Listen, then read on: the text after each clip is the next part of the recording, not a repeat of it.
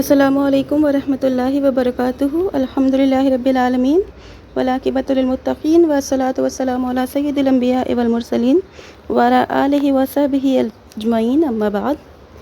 آج بھی میں محرم کی ہی چیزیں کور کروں گی، کیونکہ میں نے محرم کا ٹاپک جو ہے 2-3 پہلے بھی کور کیا تھا۔ اگر آپ کو چاہیے ہوگا تو میں لنک ڈسکرپشن میں ڈال دوں گی، آپ وہاں سے چیک آؤٹ کر سکتے ہیں۔ اور آج میں جس ٹاپک پر بات کروں گی وہ ہے شہداء پر ماتم کیوں۔ مناسب ہوگا کہ قرآن و حدیث کی روشنی میں شہادت فی سبیل اللہ کی عظمت اور فضیلت واضح کر دی جائے، تاکہ یہ فیصلہ کرنے میں ہمیں آسانی ہو کہ ہم جن پر سینہ کوبی اور ماتم کرتے ہیں وہ زندہ ہیں، مردہ نہیں ہیں، اور ماتم مردوں پر کیا جاتا ہے نہ کہ زندوں پر۔ اللہ تعالیٰ ارشاد فرماتا ہے وَلَا تَقُولُوا لِمَنْ يُقْتَلُ فِي سَبِيلِ اللَّهِ أَمْوَاتٌ بَلْ أَحْيَاءٌ وَلَكِنْ لَا تَشْعُرُونَ۔ سورہ بقرہ کی آیت ہے۔ ترجمہ: اللہ کی راہ میں جو لوگ شہید کر دیے جاتے ہیں انہیں مردہ مت کہو، بلکہ وہ زندہ ہیں لیکن تم جان نہیں سکتے۔ اور ایک اور جگہ آل عمران میں اللہ تعالیٰ ارشاد فرماتا ہے وَلَا تَحْسَبَنَّ الَّذِينَ قُتِلُوا فِي سَبِيلِ اللَّهِ أَمْوَاتًا بَلْ أَحْيَاءٌ عِندَ رَبِّهِمْ يُرْزَقُونَ۔ ترجمہ: اللہ کی راہ میں جو لوگ شہید کیے گئے ان کو ہرگز مردہ مت سمجھو، بلکہ وہ زندہ ہیں، اپنے رب کے پاس ان کو روزیاں دی جاتی ہیں۔ دونوں آیتوں میں صاف لفظوں میں بتا دیا گیا ہے کہ شہداء کو تم مردہ مت سمجھو، وہ زندہ ہیں، اور جب زندہ ہیں تو پھر ماتم کیسا؟ ماتم کو بالفرض اگر جائز بھی مان لیا جائے تو ماتم ان کا ہوگا جو مردہ ہیں۔ شہداء کی زندگی کے بارے میں تو قرآن پاک کی گواہی ہے، اب اس کے بعد پھر کسی دلیل کی ضرورت نہیں رہ جاتی۔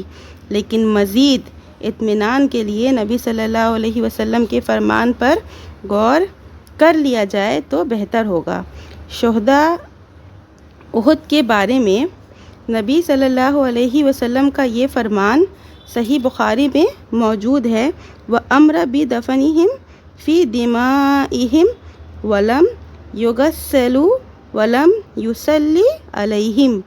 یعنی نبی صلی اللہ علیہ وسلم نے شہداء احد کے بارے میں یہ حکم دیا کہ ان کو غسل نہ دیا جائے بلکہ خون سمیت ان کو دفن کر دیا جائے، اور آپ نے ان کی نماز جنازہ بھی نہیں پڑھی۔ قرآن پاک کی آیت کی روشنی میں ابھی آپ نے جانا کہ شہداء زندہ ہیں، حدیث سے آپ نے یہ جانا کہ نبی صلی اللہ علیہ وسلم نے ان کی نماز جنازہ نہیں پڑھی۔ نماز نہ پڑھنا ان کی زندگی کی دلیل ہے، اس لیے کہ نماز جنازہ ان کی پڑھی جاتی ہے جو مردہ ہوتے ہیں، اور شہداء زندہ ہیں، اس لیے ان کی نماز جنازہ نہیں پڑھی گئی۔ دیکھیے یہاں قرآن اور حدیث کا بیان ایک دوسرے کے موافق اور مطابق ہے۔ جب یہ ثابت ہو گیا کہ شہداء زندہ ہیں تو حضرت حسین رضی اللہ عنہ بھی شہید ہیں اور زندہ ہیں، اور جب زندہ ہیں تو زندوں پر ماتم کرنا کس عقل کا تقاضا ہے؟ ذرا بتائیے ہمیں یہ چیز۔ رہا ان کی زندگی کا سمجھنا تو انسان کے بس سے باہری بات ہے، اس لیے کہ شہداء کی زندگی کا تعلق عالم کی آخرت اور عالم الملکوت سے ہے، اور اللہ تعالیٰ نے ہمیں جو حواس دیے ہیں وہ دنیاوی امور کے لیے دیے ہیں، اس لیے دنیا کی اس آنکھ سے عالم ملکوت کے امور کے مشاہدے میں ہم مشاہدہ کر نہیں سکتے۔ لیکن چونکہ قرآن و حدیث کا بیان ہے اس لیے ایمان کا تقاضا ہے کہ ہم سے مانیں۔ حضرت جبریل علیہ السلام آپ کے پاس اللہ کا پیغام لے کر آتے تھے۔ صحابہ اکرام رضی اللہ عنہ جبریل علیہ السلام کو دیکھتے نہیں تھے، لیکن نبی صلی اللہ علیہ وسلم کے پاس آنے پر ایمان رکھتے تھے۔ اسی طرح ہمیں بھی قرآن کے بیان پر ایمان رکھنا ہوگا۔ عبداللہ بن مسعود رضی اللہ عنہ فرماتے ہیں کہ ایک مرتبہ رسول اللہ صلی اللہ علیہ وسلم کے ہمراہ مدینہ کے ایک غیر آباد علاقے میں جا رہا تھا۔ اتنے میں یہودیوں کی ایک جماعت کے پاس سے گزر ہوا۔ آپ کو دیکھ کر ایک یہودی آپ کے پاس آیا اور آپ سے روح کے بارے میں سوال کیا۔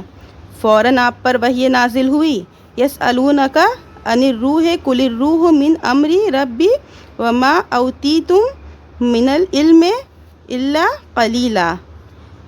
یہ اسراء کی آیت ہے، سورہ اسراء، اور یہ صحیح بخاری کی روایت ہے۔ یعنی آپ سے روح کی حقیقت کے بارے میں سوال کرتے ہیں تو آپ فرما دیجئے کہ روح میرے رب کا حکم ہے اور تم کو بہت تھوڑا علم دیا گیا ہے، اس لیے تم روح کی حقیقت کو نہیں سمجھ پاؤ گے۔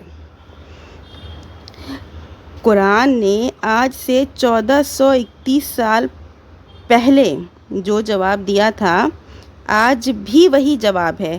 سائنس بے پناہ ترقی کر چکا ہے لیکن آج تک روح کی تعریف نہیں کر سکی۔ ہر چیز کی تحقیق ہو رہی ہے لیکن آج تک یہ نہیں پتہ لگایا جا سکا کہ ہمارے ہی جسم میں کون سی چیز تھی تو ہم عبداللہ اور عبد الرحمن تھے، اور کون سی چیز نکل گئی تو اب عبداللہ اور عبد الرحمن نہیں رہے۔ روح کی حقیقت کو سمجھنا انسان کے لیے ناممکن ہوا، ناممکن ہوگا، لیکن اس کے باوجود روح کے وجود کا انکار نہیں کر سکتے۔ تو میری بات کو ذرا سمجھنے کی کوشش کریے گا کہ میں کیا بول رہی ہوں اور کیسے آپ کو سمجھانے کی کوشش کر رہی ہوں۔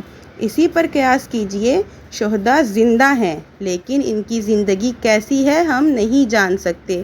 اسے ہمیں ایسے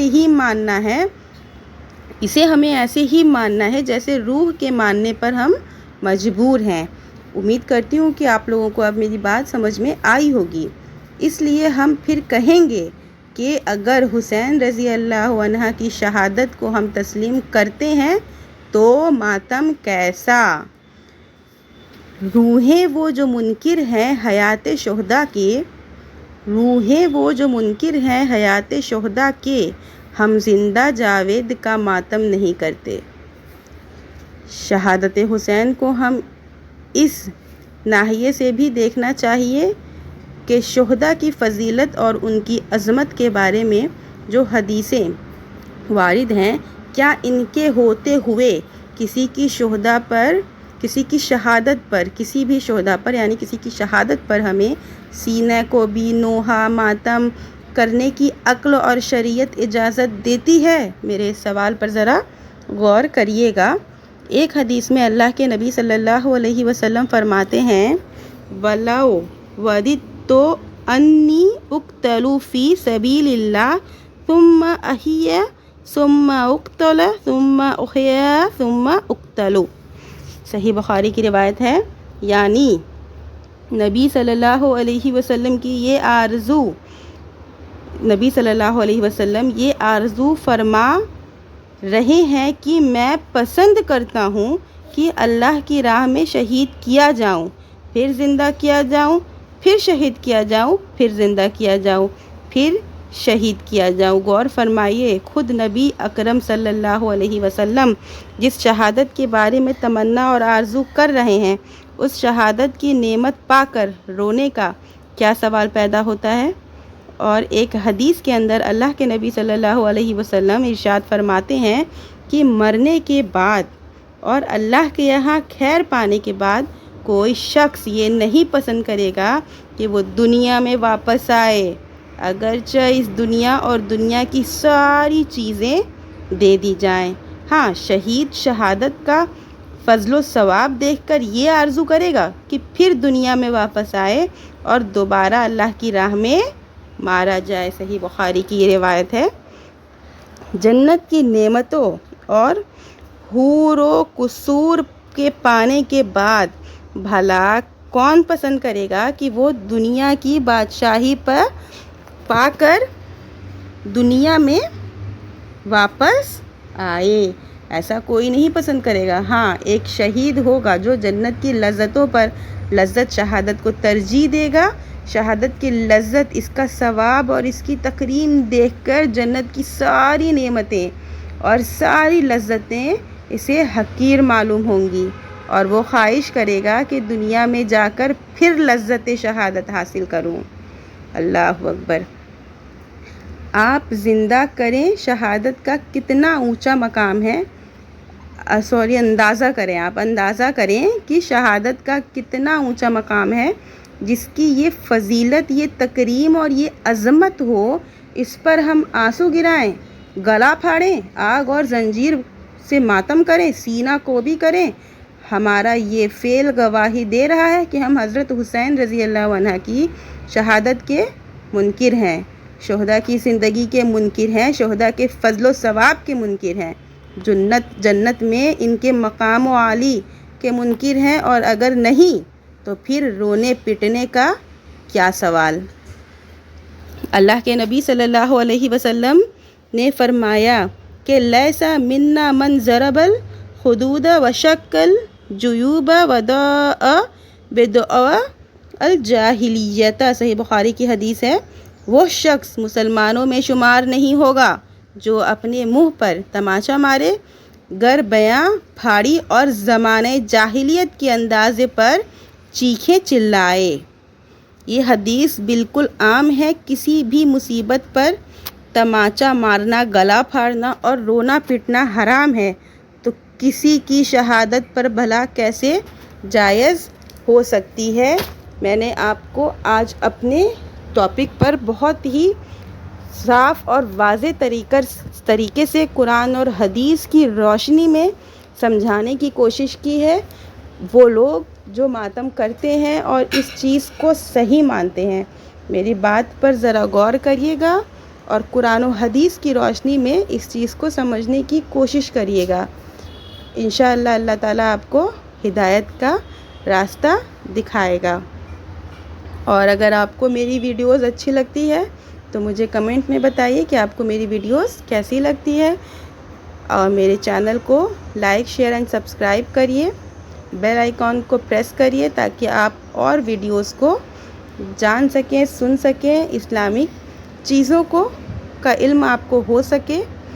تو چلیے اب اپنی باتوں کو زیادہ لمبا نہیں کریں گے، ویسے ہی آج کی تقریر زیادہ لمبی ہو گئی ہے، تو اب میں آپ لوگوں سے وداع لیتی ہوں اور اللہ تعالیٰ سے دعا کرتی ہوں کہ یا اللہ ہم تمام مسلمانوں کو صحیح راستے پر چلنے کی توفیق عطا فرما، آمین۔